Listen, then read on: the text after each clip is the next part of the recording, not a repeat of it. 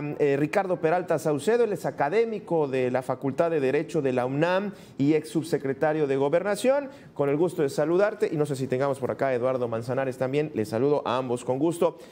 Ricardo, preguntarte cómo has estado siguiendo, cómo observas esta discusión que se ha estado dando en la Suprema Corte de Justicia, que hasta el momento pues nos quedamos como que en suspenso con este receso que se emitió. Ricardo.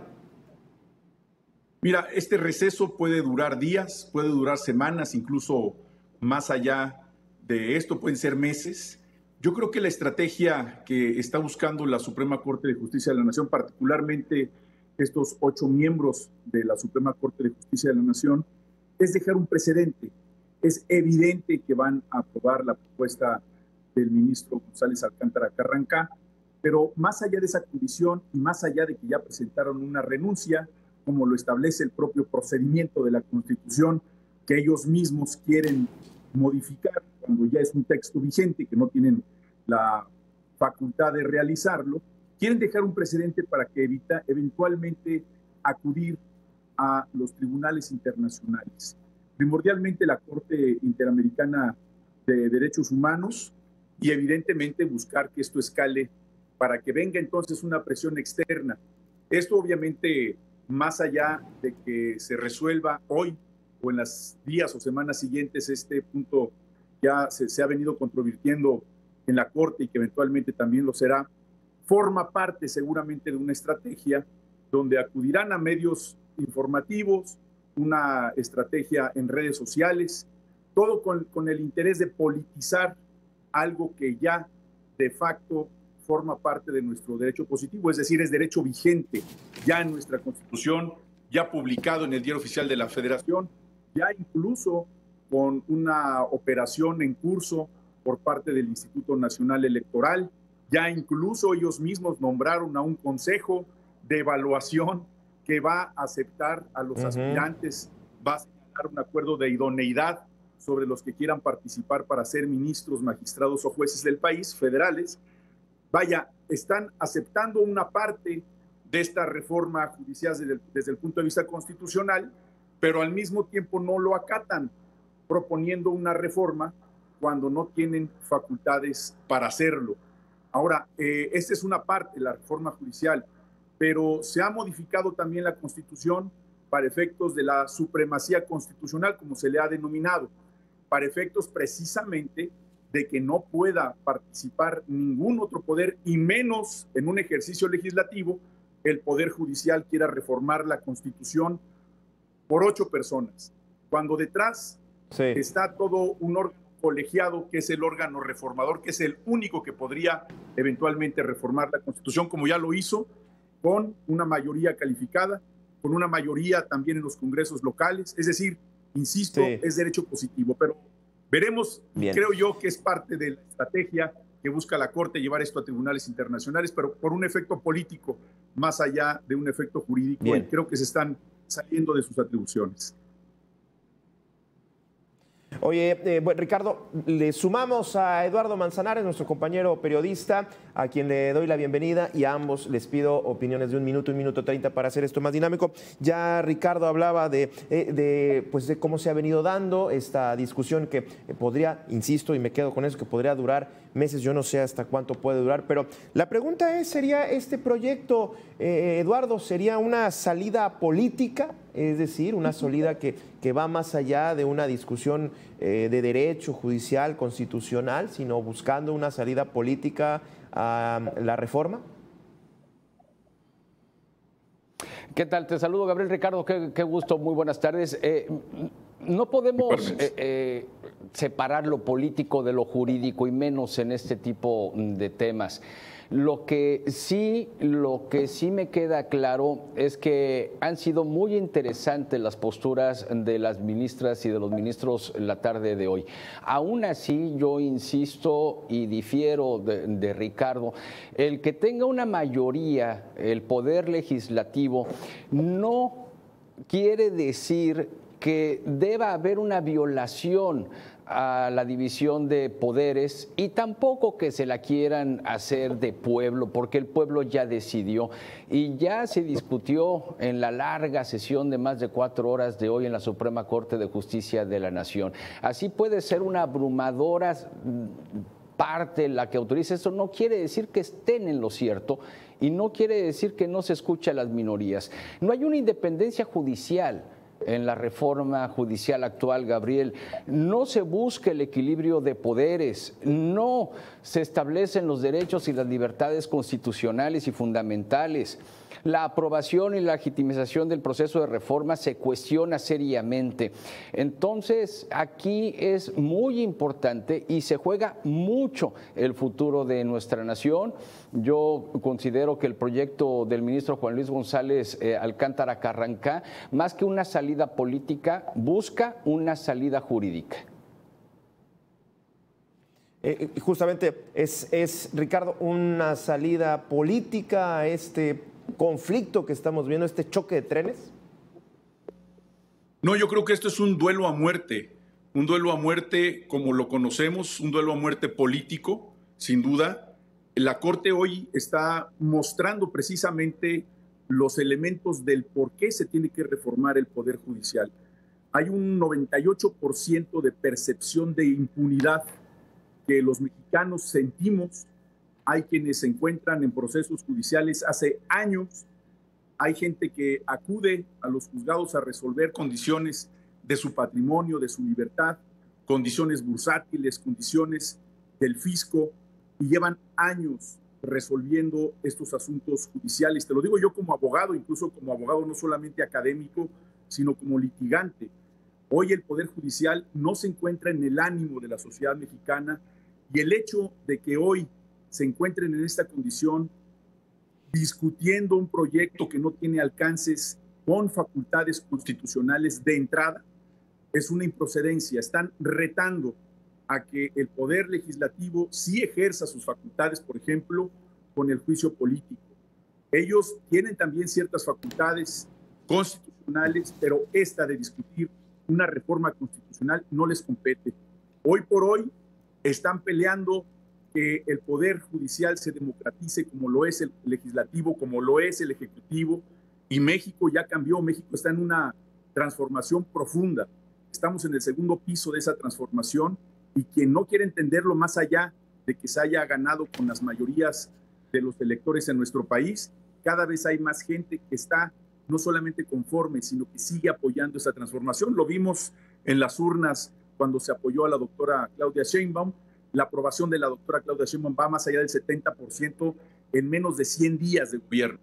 Esto significa, y es un mensaje de la aprobación de la mayoría de la gente en nuestro país, y debiera de pasar esta condición de una discusión en la Suprema Corte de Justicia con la democratización del Poder Judicial, y además pueden participar ellos también. Bien. Por cierto, ¿qué opinan, moviéndome un poquito a la sesión, que ha sido pues muy interesante? Yo de pronto veo, y decía hace un momento, los rostros algo frustrados de algunos de los ministros, pero la nota hasta el momento es, me parece, hasta el momento, la de que dio el ministro Pérez Dayán al, digamos, romper el bloque de 8 ministros, al mencionar que pues, las acciones de inconstitucionalidad de la reforma judicial deben de ser improcedentes, e inclusive, lo cito nuevamente, es responder a una insensatez con otra insensatez, muy acorde a lo que el ministro en retiro, Arturo Saldívar, ha estado comentando, que no se debería, la Suprema Corte no debería de meterse en eso. ¿Cómo observas esto que sacudió al interior del bloque de 8 ministros, Eduardo? Bien, es interesante lo que comentas, Gabriel, lo que comentó el ministro Pérez Dayán, porque hay que entenderlo en el contexto y en el contexto completo de la discusión de hoy, sobre todo estas primeras 4 horas al interior de la Suprema Corte de Justicia de la Nación. Y efectivamente, y él luego lo explicó citándose o autocitándose, pues, el cuál era el sentido y el motivo. Se va a la forma y no al fondo, y habría que esperar más allá, y que eso es otro tema de discusión. Si son 8 esa mayoría que se necesita para declarar la inconstitucionalidad de la norma impugnada, o bien se consideran 6. Si nos vamos al 105 constitucional, tal y como quedó, son 6 ministros esa mayoría. Entonces, y aún así se estaría analizando y discutiendo esa parte. Pero yo pondría todavía, entre comillas, la postura o la declaración del ministro Pérez Dayán por el contexto en el que lo dijo, yéndose a la forma y no al fondo, y luego él lo reiteró, ¿eh? Sí, sí. Ricardo, ¿cómo observas esto? En efecto, son 6 los que se requerirían para que el proyecto pudiera ser votado a favor, pero eso ya es muy predecible. Yo prácticamente estoy seguro que se va a aprobar y que una vez aprobado, insisto, sí, la lógica sea después una estrategia mediática, política, acudir a los tribunales internacionales, señalar el desacato, buscar incluso que la Suprema Corte, que tiene facultades, buscar el monopolio del ejercicio de la acción penal, es decir, brincarse al Ministerio Público Federal e imputar tanto a funcionarios del Poder Ejecutivo como del Poder Legislativo para perseguirlos, evidentemente para el cumplimiento de todas estas condiciones, que es una hipótesis que yo tengo, pues necesitan a la policía, en este caso la Policía Federal Ministerial o Ministerial Federal, y en ese caso, pues obviamente depende de la Fiscalía General de la República, es decir, es una hipótesis de las posibilidades que tiene tanto el Poder Legislativo como el Poder Judicial para ejecutar en caso de que existiera, y yo creo, una inobservancia del fallo que eventualmente salga de la Suprema Corte, porque no hay procedencia. Yo creo que no se debió haber aceptado por parte de los jueces de distrito, los jueces que eventualmente aceptaron y otorgaron amparos en virtud de una reforma constitucional, cuando el tema fue el artículo 61, fracción primera de la Ley de Amparo, que este mismo se eleva a rango constitucional, que es parte de la discusión también, otra de las reformas dentro de la propia Constitución, pero forma parte de esto mismo. Entonces hay una incongruencia de procedimiento, hay una incongruencia porque no se debió haber aceptado ni siquiera discusión, se debió haber desechado. Peor aún, haber abierto esta caja hacia donde vamos, que es la condición del ministro González Alcántara Carrancá, también en una completa y absoluta improcedencia, incongruencia desde el punto de vista jurídico, y te lo digo también como constitucionalista, es decir, no se puede bajo ninguna circunstancia, y peor aún ahora con la vigencia de lo que se le ha mencionado como supremacía constitucional, donde no proceden estas acciones, posiblemente las puedan revisar y desechar, pero haciendo cumplimiento puntual de la Constitución. No debieron haber discutido este tema porque la propia Constitución se los prohíbe, la Constitución vigente ya está publicado en el Diario Oficial de la Federación. No habían empezado la discusión cuando esto ya era parte del texto vigente de la Constitución. Entonces, se va a poner muy interesante. Esperemos que se resuelva pronto para que no nos tengan al país y seguramente a gran parte del mundo que le interesa los destinos de México esta condición de la Suprema Corte de Justicia de la Nación, porque yo creo que falta mucho por escribirse y ojalá que la mesura y la institucionalidad sean los que reinen, porque nadie va a ganar aquí. Si hubiera un triunfo, sería un triunfo pírrico. De las dos partes, Ricardo. Sí, déme oportunidad de ir a la pausa. Justamente es que yo no quiero ser catastrofista en este intercambio de ideas, pero ¿qué va a pasar independientemente de lo que pueda suceder ahorita en un ratito más si es que se reinicia o con los resultados de la elección de los Estados Unidos? Pero ¿qué va a pasar con este choque de trenes? Y regreso contigo, Eduardo, justamente, ¿qué es lo que se viene entonces en caso de que se apruebe que se le dé luz verde a estas acciones de inconstitucionalidad? Vamos a la pausa y regresamos. Justo acabamos de regresar del corte y acaba de regresar también la sesión de la Suprema Corte. Vamos a estar atentos a cómo se empieza a desarrollar en esta segunda parte de la sesión que empezó ya hace más de, pues que serán como 5 horas. Me quedé pendiente, Eduardo Manzanares, vámonos a la recta final. ¿Qué se podría esperar en caso de que la Suprema Corte con mayoría de votos, bien comentabas, a reserva de Pérez Dayán, sobre todo pues a profundidad en la sustancia de su voto, pero ¿qué se podría esperar en caso de que esto le den luz verde? Eduardo.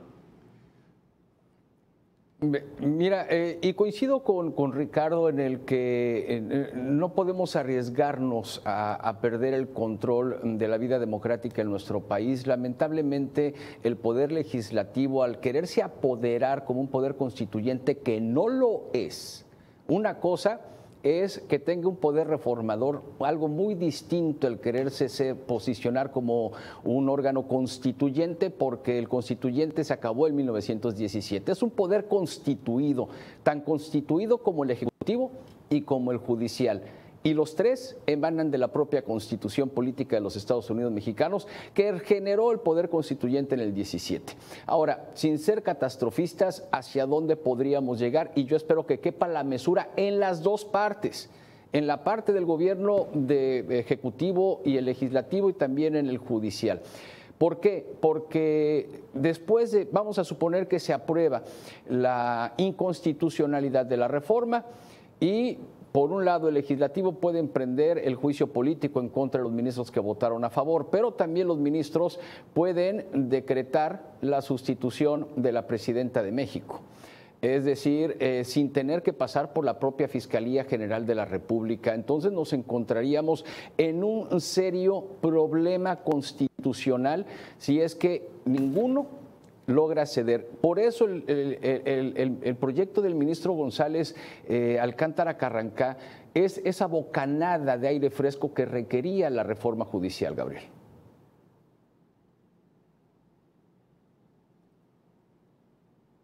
¿Qué les parece? Les pido a ambos escuchar un momento de la sesión que entiendo se está votando en estos momentos, si la mayoría se alcanzaría con 8 o con 6 ministros. Vamos hasta la sesión. En este caso se trata de una reforma constitucional, lo cual lo haría más grave. Simplemente lo dejo anotado. En otros momentos se asume que también se vota la validez. En este caso, no solo el proyecto, sino la misma discusión no tendría por qué llevar a calificar la propia validez cuando simplemente no se ha alcanzado la invalidez. Dejo el tema. Gracias. En este caso. Yo sé que tratándose de una reforma constitucional, lo que pasa es que estamos votando este tipo de cosas, debería ser obvio, pero como lo están poniendo a consideración, incluso si se requieren los 8 votos para declarar la inconstitucionalidad de una reforma constitucional, bueno, pues parece que aquí no hay nada obvio. Simplemente lo anoto, que me parece que simplemente no fue declarada la invalidez aún y cuando no procede, pero en términos de validez no hay un pronunciamiento porque simplemente lo hay respecto de la invalidez. Gracias. Ministro Gutiérrez. Perdón que intervenga, pero es un poco para aclarar porque luego se va a generar confusión. En una acción de inconstitucionalidad, lo que se analiza y lo que se desestima son los conceptos que plantean las partes para impugnar la norma. No estamos calificando de validez o invalidez, estamos desestimando los conceptos que plantearon las partes. Por eso no hay un pronunciamiento sobre la validez o la invalidez. Si llegara el proyecto a plantear una validez y tuviera 6 votos, se declara la validez, cosa que aquí no ocurre. Aquí se están desestimando los argumentos que se hicieron. No se está calificando válido o inválido la norma. Gracias, ministro. Gracias. Ministro González Alcántara. Vuelva a tomar la palabra. La reforma constitucional es válida sin necesidad de nuestro reconocimiento. Ese es un principio y lo dejamos claro.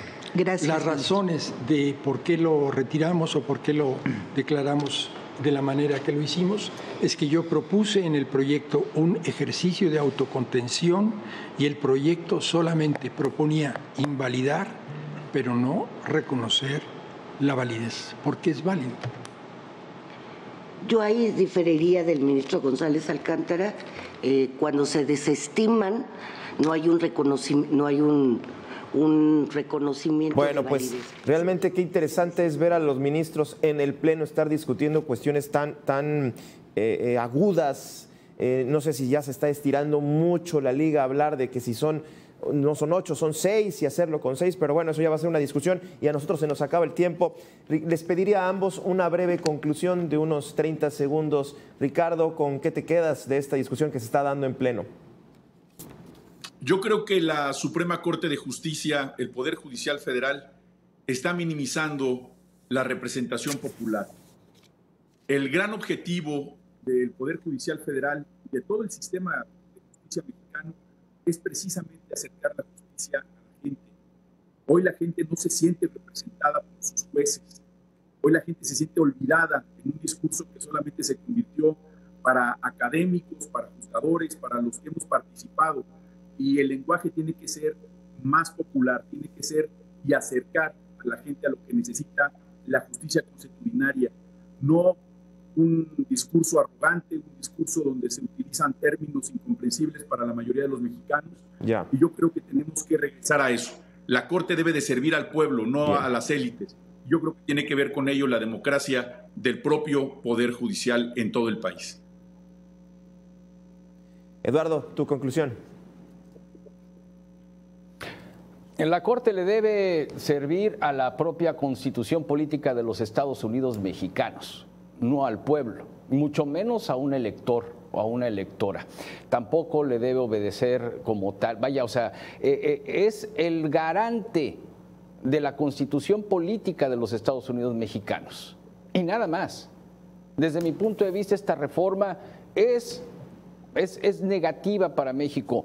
Hay violación de separación de poderes, hay incompatibilidad con el principio de independencia judicial, hay afectación a la seguridad jurídica, hay una posibilidad de persecución y represalias, y hoy en el Senado, en Morena, lo están anunciando, y hay una contradicción con el principio de igualdad y no discriminación, precisamente por someter todos estos cargos a una elección popular. Es muy riesgoso para México, Gabriel.